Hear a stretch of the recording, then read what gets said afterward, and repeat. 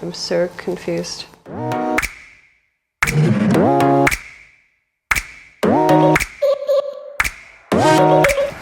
Hi, my name is JY and I am officially obsessed awkwardly with the Ester fermented potato bread. So I first had the Ester potato bread a number of years ago and I didn't know how amazing it was and all the subtle nuances. And it took me a few years, I think, until I found out even that it was fermented, and I guess even knowing what fermented meant. So about last year, I started looking into fermented potato bread and seeing if I could potentially recreate it. I'd not made bread before, I'd not fermented before, but of course, I thought this was going to be a great idea. So I did find a recipe for fermented potato bread from the Ester Restaurant in Copenhagen, and that required me to buy a dehydrator and ferment potatoes for 10 days and then make a bread with them. So I bought a dehydrator just for that purpose. I have only recently used that dehydrator to actually dehydrate something, but the bread in the end didn't end up being exactly the same kind of flavor that Ester had, and I assumed, of course, that Chef Matt Lindsay had put his own spin on it. So yes, this year I was really grateful that Some Kind Press and Ester had collaborated, and Chef Matt Lindsay was kind enough and generous enough to release his fermented potato bread recipe to the Some Kind Press subscriber list. So I thought I would have a go making that one for you guys. Please bear with me. I've pretty much got no idea what I'm doing most of the time, so let's have a go. The first part of this recipe says I need 500 grams of Dutch cream potatoes. So normally I'm a stickler for recipes, but this time I have just come across and eaten possibly the best potatoes that I've had, which are the gourmet potato Andean sunrise potatoes, recommended to me by a number of friends. They were totally bang on the money, so I thought I would have a go and see how they are. So first step is 500 grams of potatoes peeled. So of course, I have I think it's 490 grams of potatoes.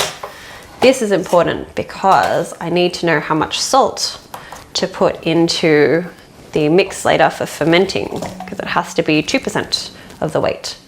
Ooh, so that's only 428 now without the peel. So let me peel another potato. And now I have 500 grams of potatoes. Very exciting for you. So the first step is to boil the potatoes until fully cooked, then strain and pass through a mouli to form a very smooth puree. Of course, similarly to how I had to buy a dehydrator for my last recipe, I also went and bought a mouli, I think I'm pronouncing it correctly, for this recipe. So I will unbox this as well and we'll see what this looks like. But in the meantime, I will boil the potatoes first.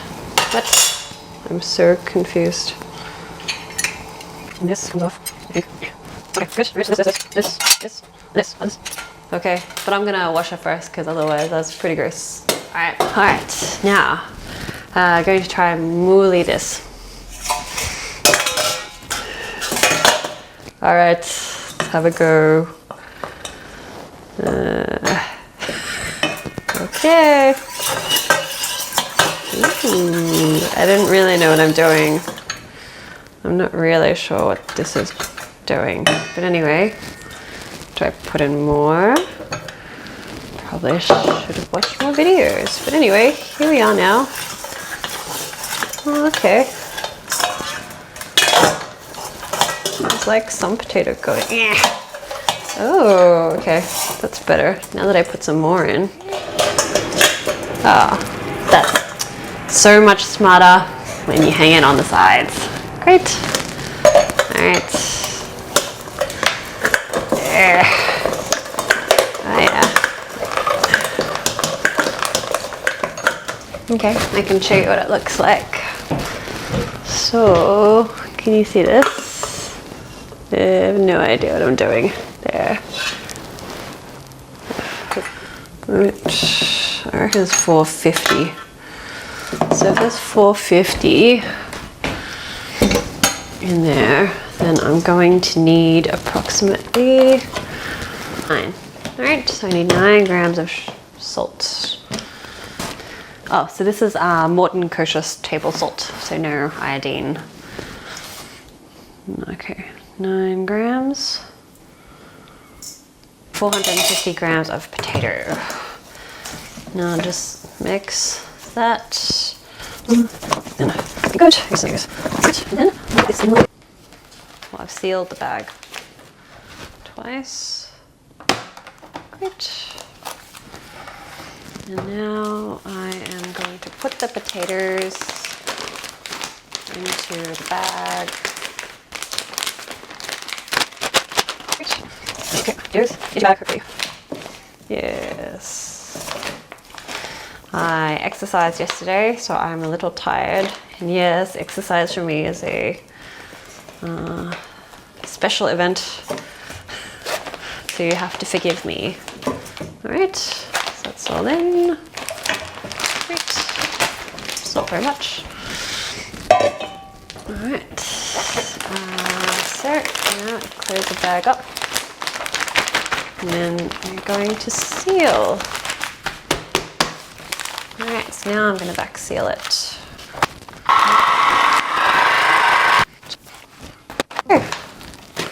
And there we have it. And we leave this, oh, this is your best view for the whole video. So we leave this at room temperature for about 5 days until the bag is puffed and the potatoes taste sour and fermented. All right, see you in 5 days. It is 11 days since the last video. There was no time lapse, unfortunately, because I'm doing all of these in, I think what's called, anyway. I have my fermented Andean sunrise potatoes from the Gourmet Potato. I think they're fermented. I left them in room temperature for about 3 days, but because it's winter and it was very cold, I think average room temperature 18 degrees, it just it wasn't fermenting, so I chucked it in the dehydrator, which you know now I bought specifically to dehydrate potatoes for fermented potato bread at 35 degrees Celsius for around 7 or 8 days. So I'm gonna have a go opening them now. Ooh, that's probably a better way of seeing it. Okay, so let's see.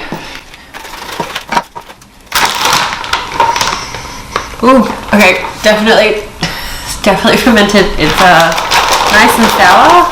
So I am going to weigh out 200 grams of potato. Okay, all right. Let's see that.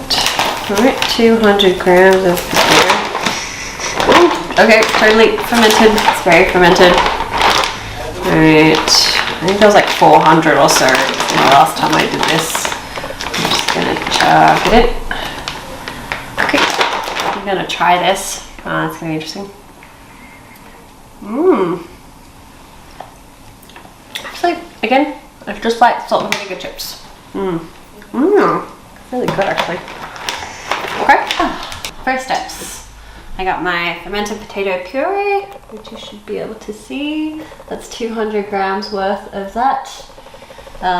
With how much water? 750 grams of water heated up to 27 degrees. So that's going in there. Delicious. Warm water and fermented potato.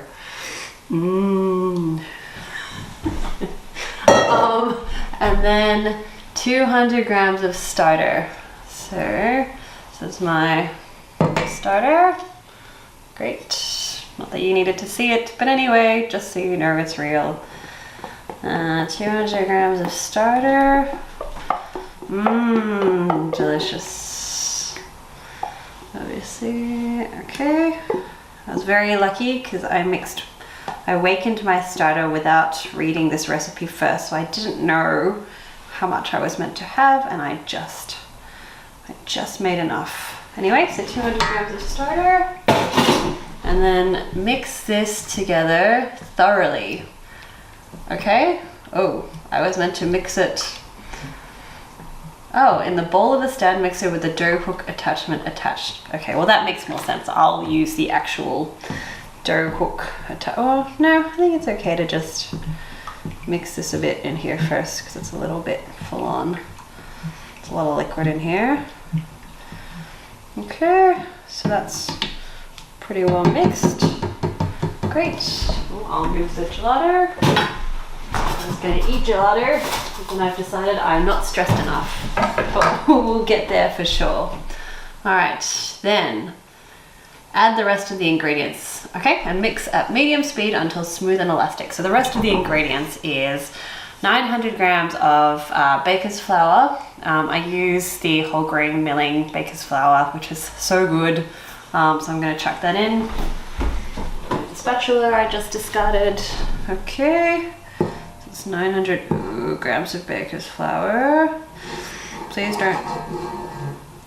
I'm wearing an apron because I figured today I might end up getting flour all over myself. But let's see how this goes. Oh, no, good. Okay, great. I got some flour on the bench, but that is better than on me. Let's see how it goes. Okay. So that's 900 grams of white baker's flour. And then 100 grams of wholemeal flour, wholemeal baker's flour. Ooh, I wonder if this is wholemeal baker's flour, if it's just wholemeal flour. Ooh, this is gonna be bad. Oh, so good. So good. Turns out it is indeed baker wholemeal flour. I hope that's in focus. Anyway, whatever, it doesn't matter. It's baker wholemeal flour. Everything is fine. So 100 grams of wholemeal baker's flour. And then 25 grams of salt. Yes. All right, and then add the rest of the ingredients and mix at medium speed until smooth and elastic, approximately 8 minutes. So, ta-da, I have set this up. Approximately 8 minutes, but let me just give it a little bit of a mix first because it is likely to get a little bit messy. So I'll give it a little mix before I put it into the, before I get it dough hooking away. Oh, yep, 100%. It's going to be messy. All right, great. Alright, and I need a second spatula to get everything off my first spatula. I could try wipe it on the sides of the bowl, but then they'll just be mixed all over the bowl. Anyway, oh, it smells quite good. A lot of flour. Alright. So, alright, that's enough painful spatula action. Alright, so then you can see what it looks like. It's very exciting. Alright, hope that's in focus again. But, okay. Alrighty. So hopefully it doesn't go everywhere. Okay. Great. And we'll mix it for approximately 8 minutes. Yep. On medium until smooth and elastic. Okay.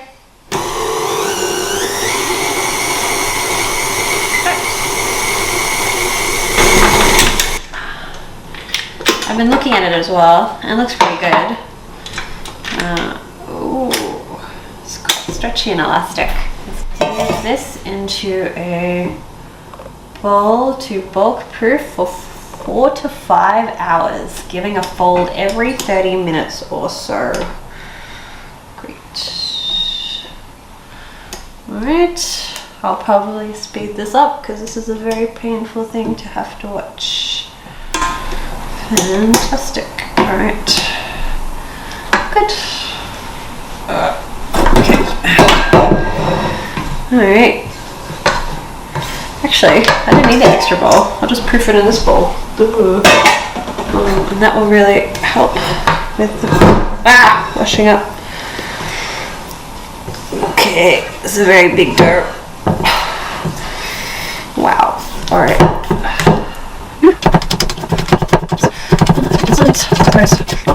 Okay. Just in case you want to see how stretchy it is. Oh, goodness. It's pretty stretchy. Okay, well hopefully that's right. Alright, so every 30 minutes or so give it a fold. Okay. Alright. Perfect. Alright, well every 30 minutes I'll give it a fold and then we'll see how it looks at the end of 4 to 5 hours. Alright.